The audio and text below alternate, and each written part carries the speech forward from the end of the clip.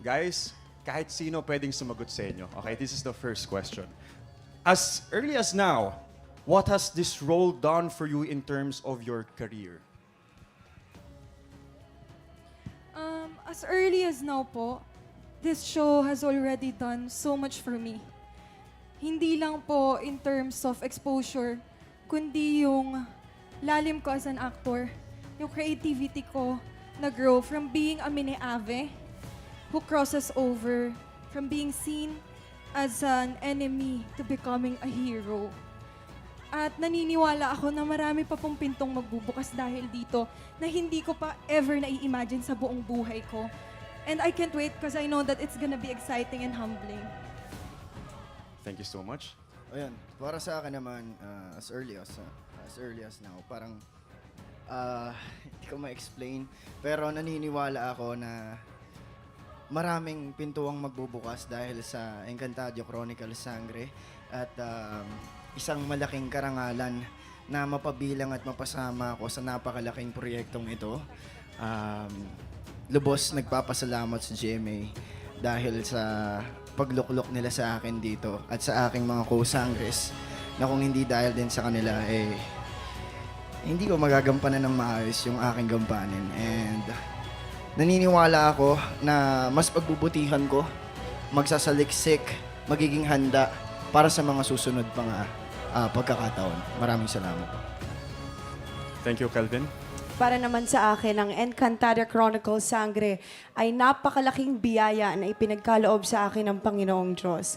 This is a full circle moment for me bilang isang bata na nanonood lamang ng Encantadia noon. And now, to be able to portray the character of Sangre Flamara na punong-puno ng alab ng puso niya, di ba? Ang init, the fearlessness na even ako sometimes as Faith Da Silva, I cannot bring it out. Pero dahil suot ko na ang costume ni Flamara, lumalabas lahat ng greatness in me na hindi ko din alam. Yun pala ang magic ng pagiging isang sangre.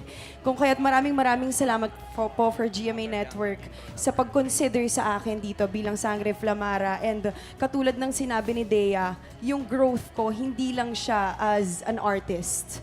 I've proven myself over and over again because of this journey na lahat ng bagay ay posible.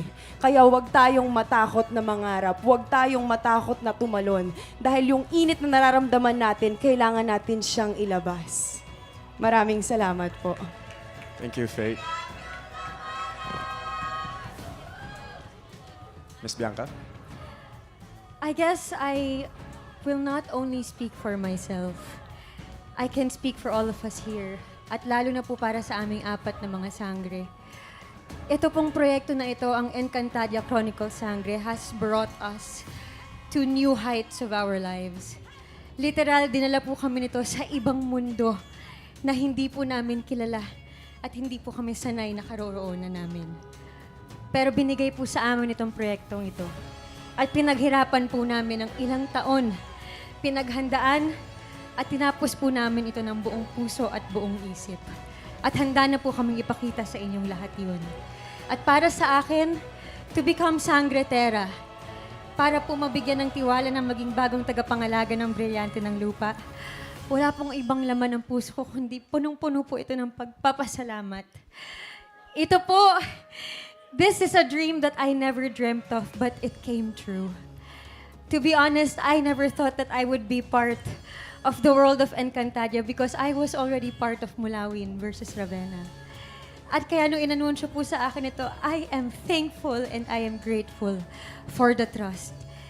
And I am excited for the doors that will open, not just for myself, but for everyone in front of the camera and off of the camera, na mabubuksan po nitong Encantadia para sa aming lahat. Avisala Eshma. Thank you so much, Miss Bea. Thank you so much for our newest Sangres. Everyone, a round of applause, please. But for now, we'll go back to the questions later.